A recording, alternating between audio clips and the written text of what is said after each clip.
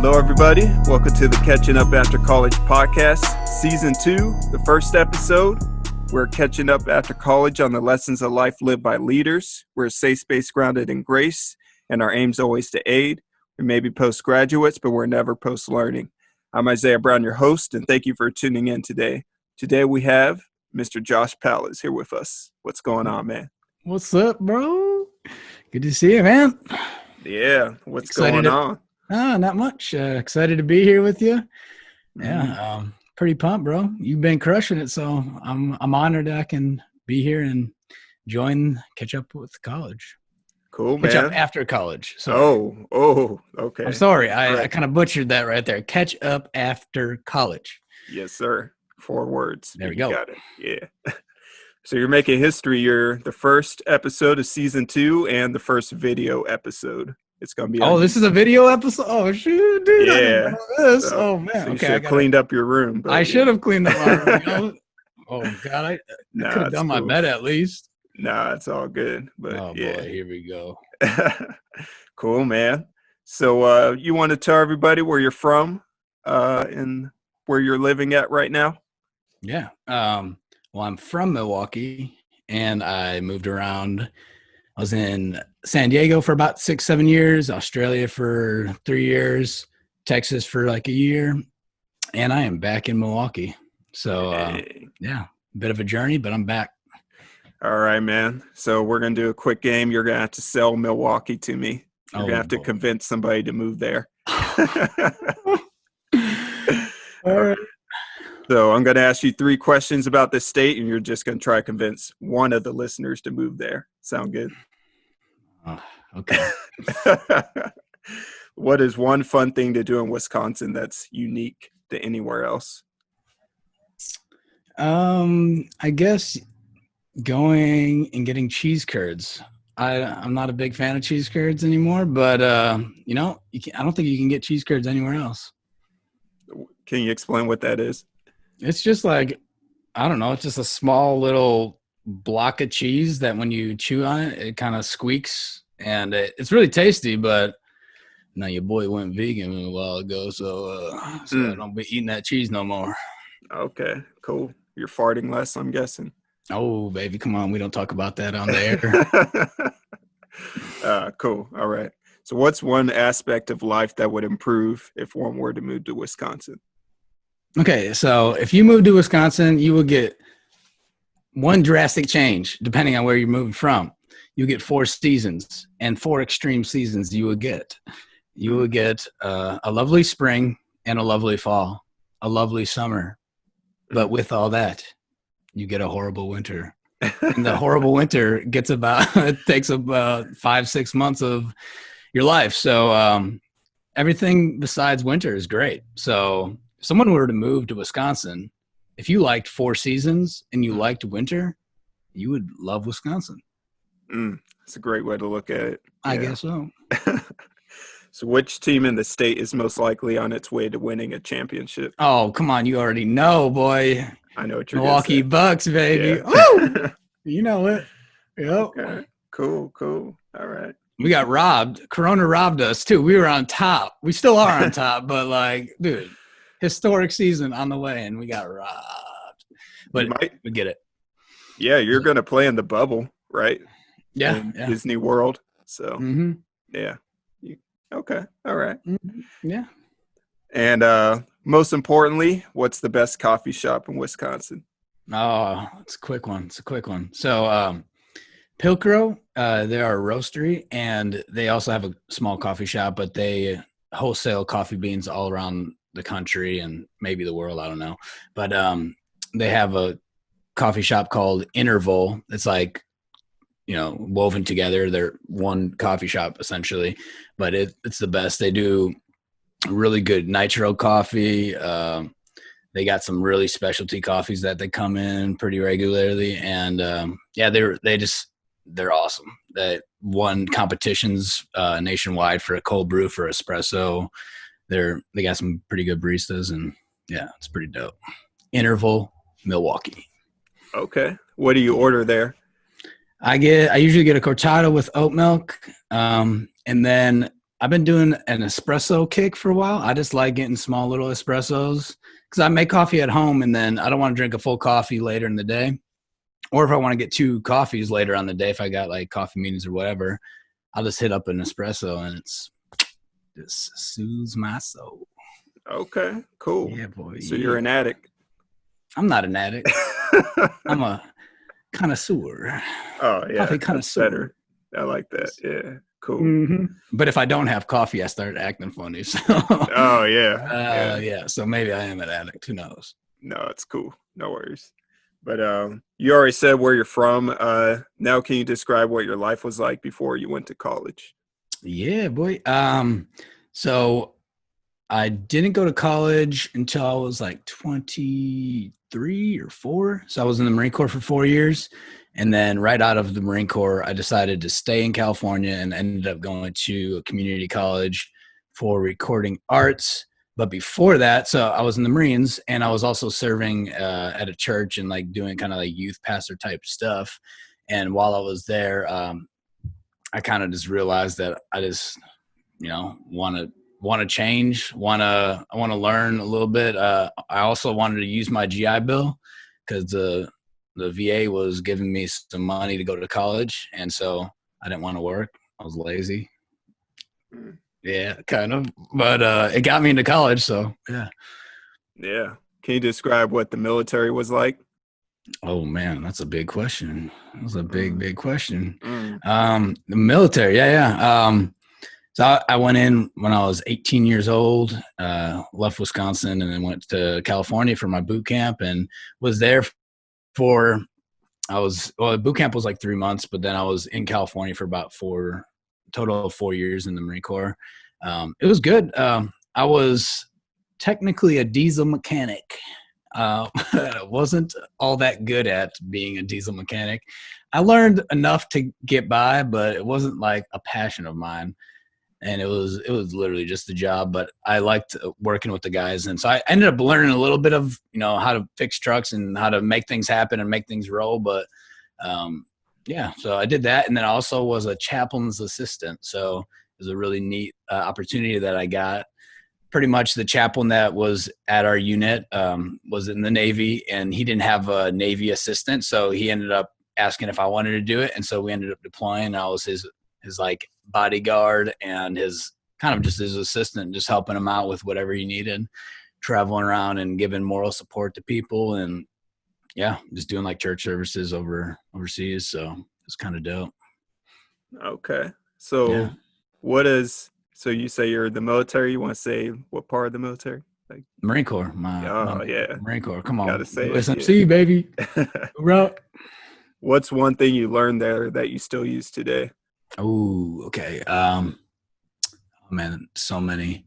I think just like simple discipline of when I set a goal, being able to, because I'll set goals, but if I don't like really set the goal and put my mind to accomplishing that, I don't think I would. The military has helped me to be able to accomplish some of those things just by disciplining myself in ways that if it sucks, I can just get through with it. Perfect example is like doing marathon training. So, having a marathon as the goal and being able to run a marathon, you have to like dedicate 3-4 days a week or however much time, and it sucks. And you have to sacrifice a lot of time. Your body hurts, but being able to push through and mentally, kind of hard charge through some of those rough times.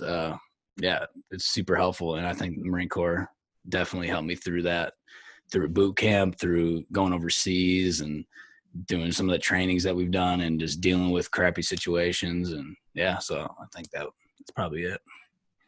Oh, thank you for your service, sir, and all that you do. Yeah, bro. Okay, cool. So after the military, how did you know that college was going to be the right path for you personally? To be honest, I think I went to a few different types of colleges, and I know we'll probably get into that, but right out of the Marine Corps, I did want to go to a Hillsong college right out of the Marine Corps, which I know we'll get into in a little bit. but I ended up staying in California because I wanted to help out the church and actually help your dad do ministry and stuff. And so I ended up staying there for about 2 years. And in that time of working or, serving at church, I also was studying music and music production at community college. And so I guess the reason I knew that I wanted to do that is because I love music a whole bunch. And I wasn't all that good at it, but I was like super passionate about it at the time. And I still am, but I just wanted to learn as much as I could about how to produce, how to make music, how to do recording, how to do all that stuff. So, that's kind of what I was pursuing. And I was bouncing around a lot within the music department, of the college. Started off with recording and did some composition and producing. So kind of just bounced around a lot. Okay. And I guess we should give a bigger context. How did you meet my dad? He was the first person you met in my family. Yeah. So I started the Marine Corps in like 2006. I think in early 2007. Early 2007, I went to a church in Oceanside, California, and I walked up as a young Marine, and I was like just super fresh, fresh haircut, the whole deal, just trying to get, find some community. And your dad, Pastor Sheldon, came up to me, introduced himself to me, and like just, I don't know, it was really nice. And I remember that. But then the second week I came back and he's like, "Oh, what's up, Josh? How's it going, man?" Like, he remembered my name. And for me, that was like a big deal. I was like, dude, this guy remembered my name. He's like really nice. And then he ended up probably, I don't remember what happened right away, but probably, brought me over to your guys' house and just hung out, and something that he always did, inviting a lot of people over to his house. So that's how I met him. And then I was at the church for, that whole time I was in California for about, 6 years. And he was like my pastor, my mentor for that whole time. Learned a lot from him and, served under his leadership for a good bit. So it was fun. Yeah. He's a good man. Look up to him. Yeah. Happy Father's Day tomorrow. Well, hey. Yeah. I guess your episode is going to premiere probably a couple weeks from now. But yeah, happy Father's Day tomorrow. But how do you bring that knowledge of knowing that, you didn't know anybody when you showed up to church, and now that you work at a church, how do you treat people who are coming there for the first time in that way? Oh, yeah. Well, I guess the work I do at church now is a little bit different than what I was doing, but it's something that your dad kind of ingrained in me, and probably ingrained in a lot of us that he was leading, is that like he would look for the new person, look for the person that's just standing off in the corners. And, he was a big thing about, he had a big thing about not creating cliques in church. And that I've always had that kind of that mentality, is that, if someone's new to church, or if someone's, doesn't look like they're feeling connected or whatever, just try to go out and introduce yourself, ask a few questions, and get to know them, get them plugged in. And I feel like I've done a good job at that, everywhere I've went since, and even not even in church, but just in life, like sometimes I don't, but the majority of the time, if I'm at a party, or if I'm hanging out with people, and I see someone like kind of secluded and it's not talking to anybody, my tendency is to want to go talk to them, because I know what it's like to feel like that. And I just know I like helping people that feel, kind of isolated or connected or not connected. So, I learned that from your dad. And then even in church now, I just, especially leading leading the worship team, leading, parts of church, I always want to, help people feel connected, at the same time, not creating cliques. So, yeah. So diversity. Hey, a little bit of diversity, Jody. Come on. Cool. We're good. All right. So we're going to use that to transition to the next question. So would you say that you had a diverse experience in college, in the sense that you're exposed to different cultures, people, and mindsets that you weren't used to? I think so. We can talk about, a few different college experiences, but at Miracosta in college, Oceanside, California is very diverse in the sense that there's like, people from the military all over the place, and they come in from all these different different places of the country, and like, they get stationed different places. So that was like diverse in itself. But going to Hillsong College in Australia was very diverse because you had people from probably like 50 different countries, or I don't know, but they're all around the world. So I did get to experience a lot of different populations and get to see, live with me and you live with someone from Uganda. Thanks. Shout out to Thanks. Come on, boy. Yeah. I mean, we lived with him for 3 years. And so like you learn cultural differences. You see like how people interact, and like you learn the good, the bad, and then he's also learning about me as well. So, like what Americans do and how we, how our day looks differently, and what we eat, like, I don't thanks like to eat his little chicken hearts and rice and veggies, bro. Like he would eat that stuff all day long. Mm-hmm. But I don't know if that's even applies to anything, but yeah, go for it. Cool. So it's mostly in the roommate experience. Would you say the teacher experience as well, or what would you say? Teacher experience. I guess teacher experience. I haven't even thought about that. I think generally, I think college-wise, not there. I feel like there wasn't that much diversity. I can't really remember much of my teachers in Miracosta, but at Hillsong, I feel like everyone's kind of like the same type of person, like they rise up from the ranks and, from going to college themselves, and then they start learning. So I don't know if there was that much diversity in that aspect. Maybe there was, maybe I'm just missing it, but especially when I went to Dallas Baptist University, there wasn't too much diversity, Shadi. There was, it was generally just one type of person. Yeah. Yeah. So I guess you've been bouncing on colleges a bit. How many have you been to so far? And can you describe what they are? Yeah. So I started off at Miracosta College in Oceanside. That was, I don't even remember, 2011 or something. I was there for about a year and a half. And then went to Hillsong College in Australia for 3 years. And then I had like a 6-month stint at University of Phoenix in Chicago. Sorry. Yeah, whatever. Wow. And then ended up going to Dallas Baptist University in Texas. So Dallas. Okay. Cool. I graduated from there. Yeah. Yeah. So can you recall a season of having to learn new skills or adapt to your environment to survive? Yeah. I think in Hillsong, I guess, I don't know if it's adapting to survive, but it's adapting to the environment that we were in.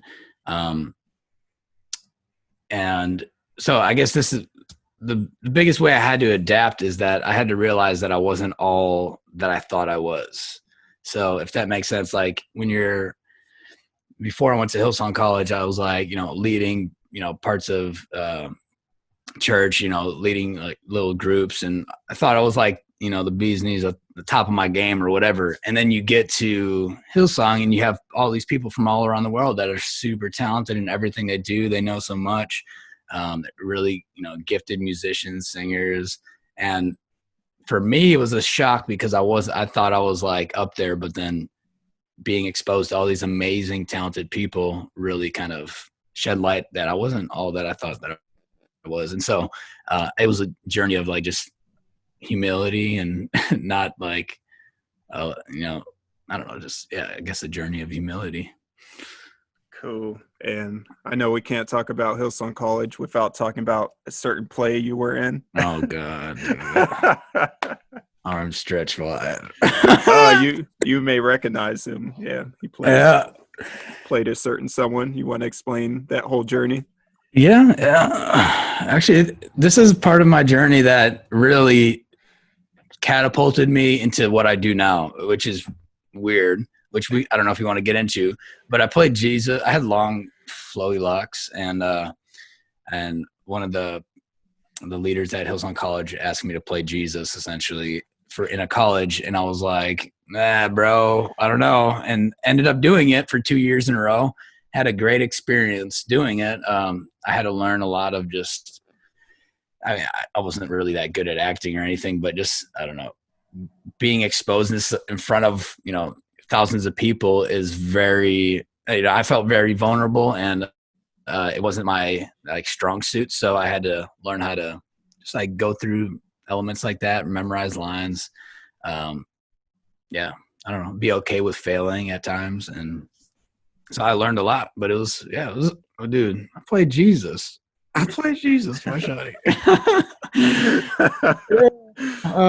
It's funny to this day. Well, I'm still at Hillsong SF, playing there at the church.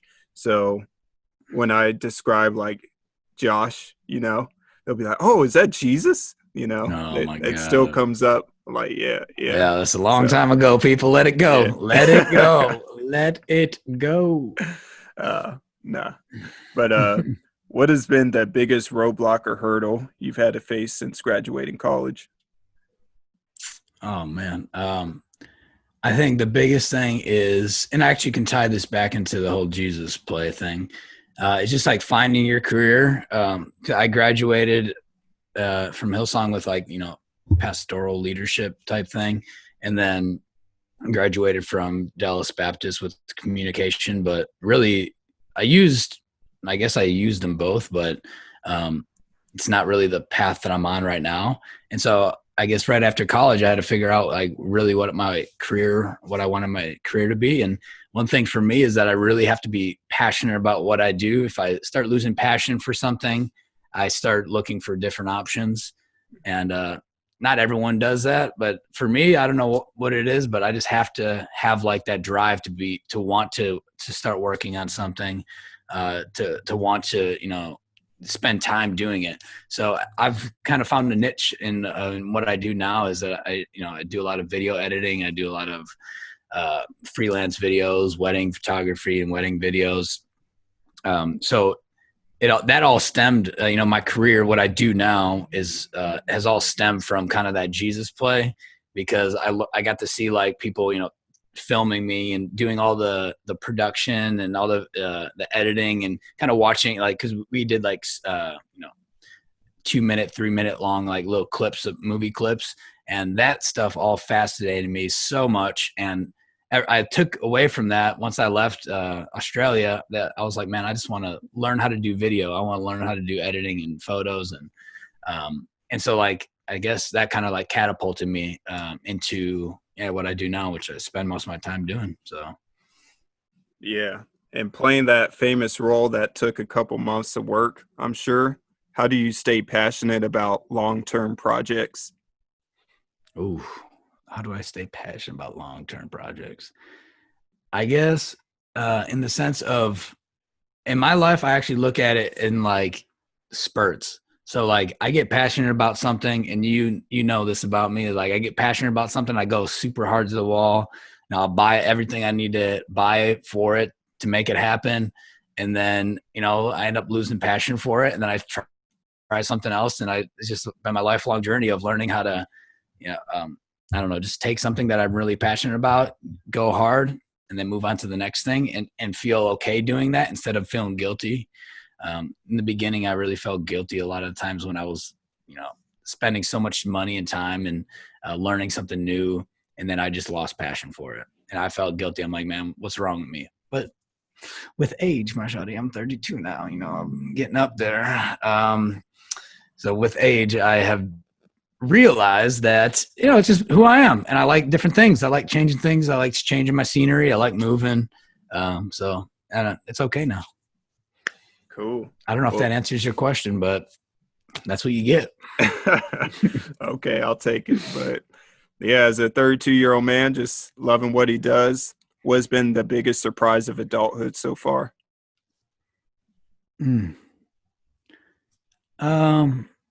I guess the biggest surprise is that, oh man, that's a good question. The biggest surprise is that I guess being okay, or I've failed so many times, and I've like tried so many things and then it ends up not working out. And just being okay with that. Like, so what was the question? What was the exact question again?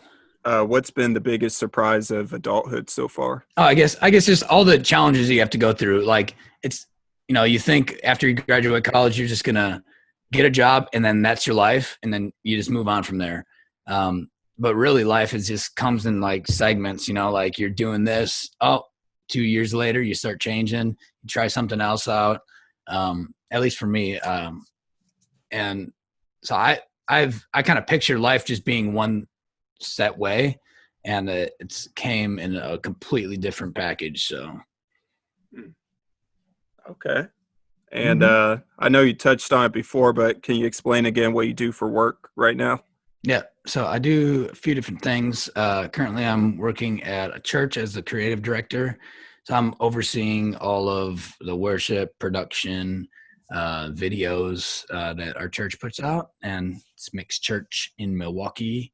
Hey. And then I also do weddings or film weddings, and just do any kind of freelance video projects. I've been doing some editing projects, just tons of like freelance stuff, just random things that come my way. So, yeah.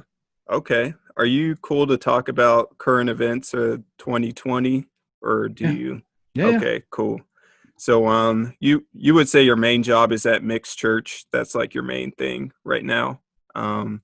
What has been like your church's response to recent events, not only like with COVID, but also, the protests for justice because, the killings of George Floyd and all that. Have you guys had a direct response to that at the moment? Yeah. So my pastor, John, he is super passionate about this. And it's actually something that we changed our name. Our church was Cornerstone Church, and we changed our name to Mix to kind of represent, like, we want a mix of people, conglomerate of every type of person, and not just the people that we have in church right now, but we want everyone to be involved, and we want everyone to have the same message presented to them, and we want to like have community with everyone. And then, so John has really, he's stepped into a new level of leadership, and it could be polarizing at times, but he's realized that if he doesn't step into this side of leadership, that, I guess it just, people, I guess, with having a lot of if you stand for something, people will stand against you. And so what I'm proud of our church for doing is that we've stood for what we believe in, that is equality. That is for everybody. That is for people that have been mistreated for years and years and years. And with that, people will, come against you. But I think our church has done a really good job at just, standing up for those who can't stand up for themselves. Yeah. Yeah. And I don't expect you to have an answer for this, like a complete answer, because this is something that we as a church at Hillsong SF we're tackling right now. But how do you integrate having a diverse leadership and having diversity in every single area of the church? Mm-hmm. Or any corporation or company, I guess. Yeah.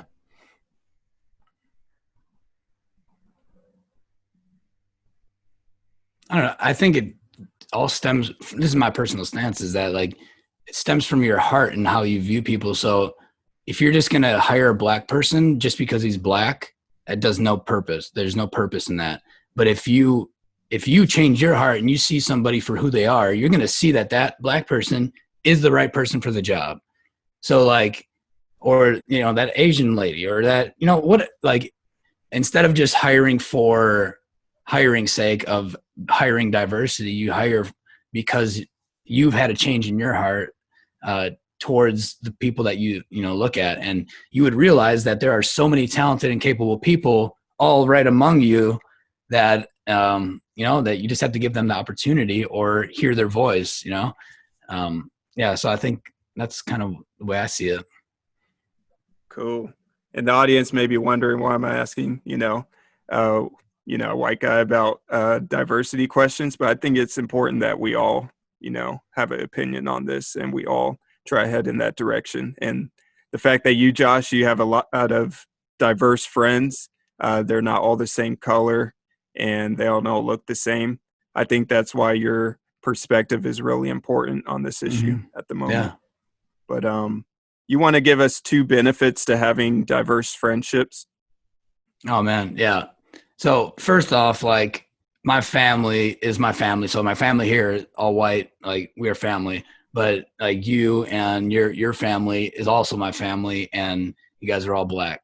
And like I feel just as connected to you guys. And even the funny thing is that when I was like getting to know your family and your dad was inviting me over, I never even saw color. Like it wasn't even a thing. Like it's just now that like it's brought to light that like, oh yeah, I have black friends, whatever. Like I called your dad a few days ago and I was like, and I've had to question my heart. Like, is there any like prejudice in me? And he just like kind of reassured me. He's like, you're my son. Like, I love you. Like you've been with us this whole time. And, so just hearing that from him just kind of reassured me. And I just like realized, like when I came into these friendships, I was never anything about color, like, so I don't know. I guess my encouragement to people is like, when you get to know somebody, get to know the person, not just because they're black or because they're white or because they're Mexican or whatever, like get to know the person because they have a humanity to them. They have a heart. They have, like aspirations. They have goals. Like that's the person, like skin color is not the person. I mean, everyone says that, but, no, I don't know. Yeah. I don't know what else. Oh, that's good. So you see people as people. So like I have a friend who happens to be black, but I know Josh Palasz is my friend, but he happens to be white. That's kind of what you're saying. I think so. Yeah. Yeah. Yeah. Cool, man. So I think it'd be cool if we transition into leadership. What's the difference between managing or leading people, especially in your role at church? I think managing, I mean, you probably hear this a lot, but it's like more about, I see it more task related. So like, just making sure things get done and, and doing it in a good way. But leading, I think, is helping people see bigger pictures, grabbing someone that doesn't, that might not see their potential. And then, helping them see the potential that's inside of themselves. Something I'm kind of passionate about. And it's kind of the way I lead is that, I'm always looking for people that, have potential, and it doesn't have to be just in church or, there's, even just seeing you, like I've, in the past, I've seen that you've had like creative ideas and, like just the way that you live your life. And so to see you come out with this potential of, doing a podcast is really exciting. And so like, and I guess it's the same way I lead. It's that, and when I'm leading church, doing, leading ministries in church, I'm just helping people see that there's community that on the other side of their, of their fear, maybe they're afraid of being, like exposed, or maybe they're afraid of getting plugged in or whatever, but there's community on the other side of that. There's freedom on the other side of that. And it just, sometimes it takes somebody to pull that out of them. So. Yeah. Cool, man. Yeah. Hey, would you say what you're doing now is your dream job, or is there another dream job on the horizon? Ooh. When is this being released? Probably 4 weeks from now, like a month. I guess. Okay, can we can edit this out, right? Just don't say it then. Okay. Yeah. Okay. That's more work on me. Okay. I want you to have a nice, easy job, Shadi. Okay. Okay. Yeah. Yeah. Okay. Moving on to the next question. Oh wow. No. Okay. No. Yeah. I love what I do. I absolutely love what I do. But like I was saying before, I get passionate about things quickly, and my desire to change always happens. So over the last few years, I've been trying to navigate, like being okay with that, or even trying to navigate, like just staying, like, can I just stay put for like 5 years? And it's been a constant tension of kind of figuring out the balance of that. but recently I've kind of figured out that I'm ready for a new change, and I don't want to say what that change is yet, but I'm just like, I'm ready to just try some new stuff. So I'm always up for something new, even if it's learning a new craft, or I think sometimes God puts you in a position or gives you skills to be able to create resources, and in those skills of having resources, I can create a sustainable life for myself, but also do things that I'm passionate about. And so I've realized that with video, like it's kind of created that in me, that I can do video wherever I live. I can do video in editing, wherever. So it just kind of opens up a lot of doors. Okay. So how do you balance loyalty versus outgrowing your position?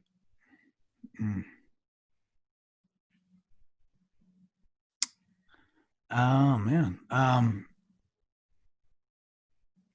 I think there's a sense of being loyal. I guess as the time when this releases, I'll be in a new position anyways. So I am stepping down from my position at church because I want to be able to just have freedom to move or travel, or if I wanted to take 2 weeks and go to California, I could just go take 2 weeks and I can edit from there. And I guess the balance I was finding myself in is that, or the tension I was finding myself in, is that I am loyal to mixed church, and I love mixed church, and the position that I've had at my church has been absolutely amazing. It's literally a position that hones in all of my skills that I've created over the years. Like in music and production and video and photography. It's like a just conglomerate of a role, perfect for me. And so I've thought for the last 6 months or so that how can I leave something like that? And so part of my loyalty to my church is that they've given me so much. How can I leave? But then I've realized that if God's calling me elsewhere, and I wasn't even listening to him. Actually, COVID is the one that exposed that to me. I was so comfortable in my ways before COVID that during all this, these last few months, I've realized that I wasn't even listening to God, and I was just kind of comfortable. So in listening to God, I kind of recognized that, that I was ready for a change. And I guess that's the answer. Yeah. Yeah. It's your answer. So it's my answer. I listen to other podcasts all the time, and they have these perfectly worded answers, and and mine are just. No, it's real. I want it to be all real. Right. Good, conversation. Bro. That's what you getting. That's what you get. That's all you getting. You're just getting real with Josh Palasz right now. Okay. So looking back, is your life where you thought it would be? And do you have any regrets that, you want to rectify? I don't think I have any regrets. I've learned from mistakes and the way that I treated myself even, and treated people, but I guess I just put so much shame on myself and, thinking that I am not where I need to be, and, thinking that I can be better, thinking that I need to be more talented or make more money or more skilled. And those are the things I regret, I guess, because all that does is just perpetuate, insecurity, and perpetuate, fear and bad feelings. And I'm not about bad feelings. I like those good feelings. So, yeah. So I don't know. I guess that's what I've learned through the years. And looking back, I really would have loved to just been okay with whatever situation I was in, which I was okay in those situations I was in, but it was a constant, dealing with, insecurity, dealing with shame, dealing with, not thinking you're good enough. And, yeah. And I still deal with it. So, it's something that I'm always going through, but yeah.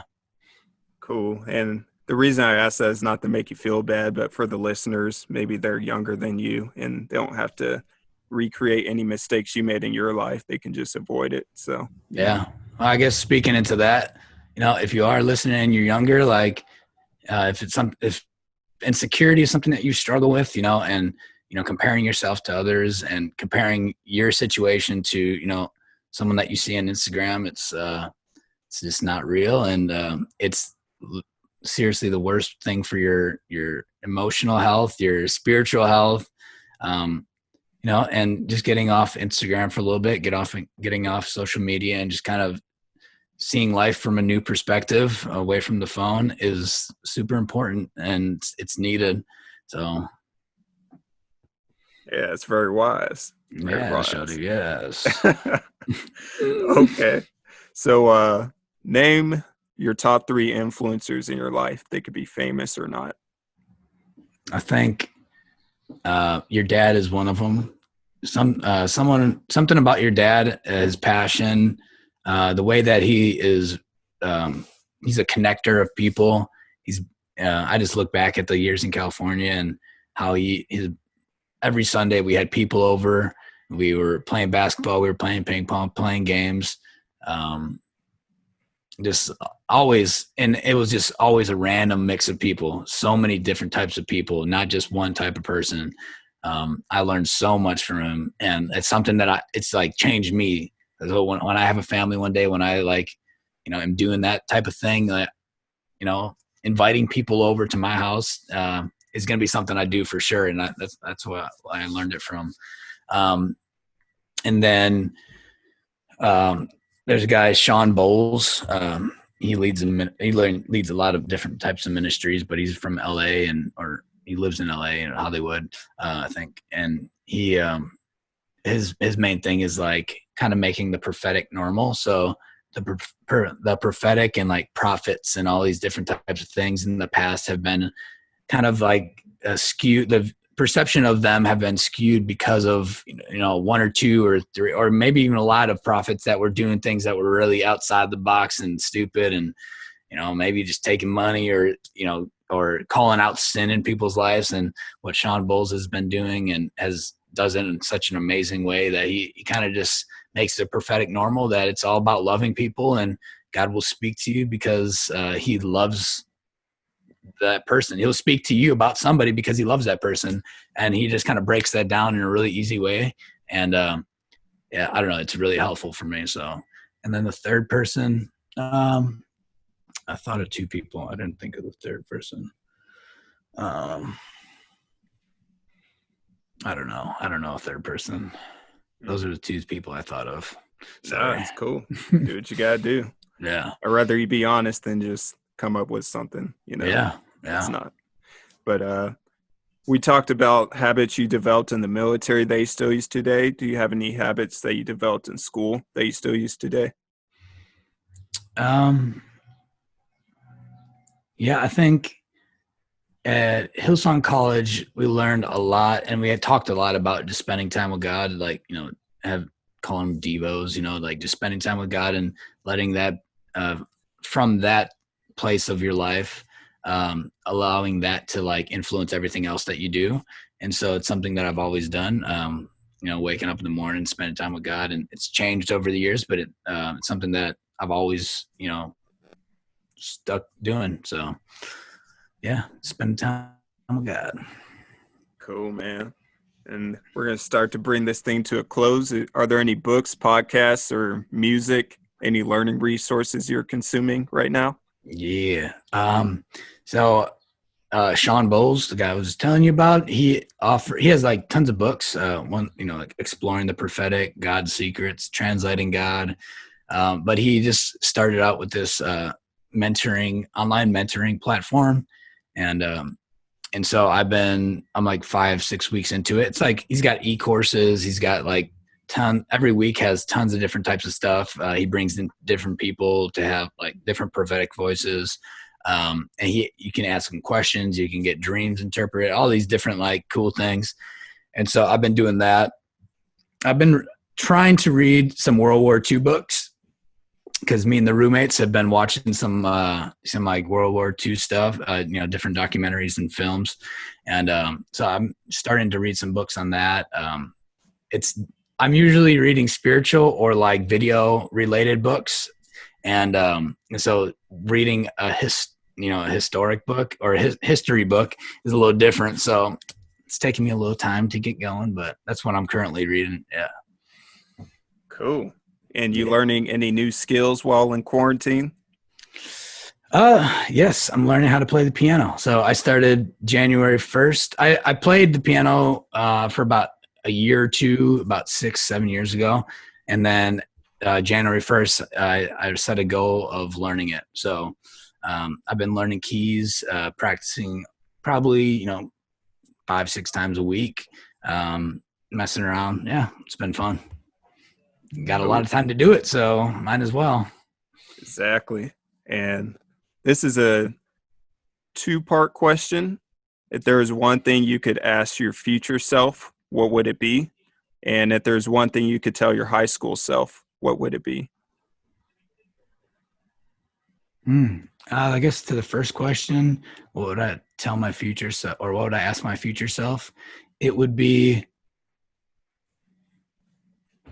what was the hardest decision you had to make?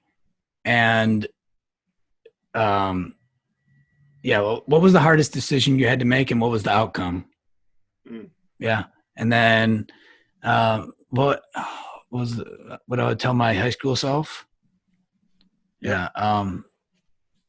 Stop doing things to please people. Oh. Just be yourself, you dumb shawty. You just start yelling at your younger self. I would, man. I'd let him know. He'd probably be scared of me too. Okay. Yeah. Cool. And we'll end it on this. We're talking about diversity earlier. If there's one solution a person of any ethnicity, gender, or social status could take to make the world more equal for everyone, what is one thing they could do?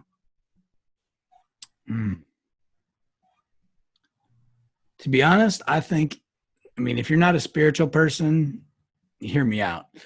I think you can ask God what your part is in all this, and God will reveal that to you. Because it could be a conversation with somebody. It could be like videoing people, and like telling story is my thing. So it's something that I want to do, and that's kind of going to be the way I tackle this. And so I think if you ask God, what can I do? What kind of change could I bring? Can you bring me a person? Bring me a person that has a unique story that I need to hear, or show me someone that I can help, or show me a family that needs just to know that they're loved or whatever. I know that God would he would show you. Yeah. Cool, man. Well, I want to thank you for coming on, man. And yeah, bro. Thanks for having me. Yeah, it's all good. Might have to have you on another time, but I just wanted to encourage you that I feel like as you build relationships, that it truly glorifies God and all that you do. And as you put God first, everything else is going to follow suit. So just keep prioritizing the right things, God and people, and you're headed in the right direction. So keep doing that. Thank you, my shawty. Thank you. Yeah. Yeah, boy. Cool, man. Anything you want to promote at the moment? No. I am going to be, I am I already have a company, but it's Palasz Studios, and I do a lot of freelance video work, weddings, and something I'm going to start doing more of is telling stories, either like documentary style stories or just like testimonials. So if you have a cool story and you want to share it, and maybe we could work together, and I could share your story somehow through video. Yeah. Okay, cool. And how can they reach you? Josh.Palasz, Palaszz. That's my Instagram tag, my shawties. Cool. Send that DM. Yeah. Send it. All right, dude. Well, take care. It was great catching up with you, and have a good one. Yeah, boy. Cool. And for everyone else, as we're maturing, we're going to keep learning, stirring up, and chasing after what our Creator created us to do. So have a good one, everyone. Peace.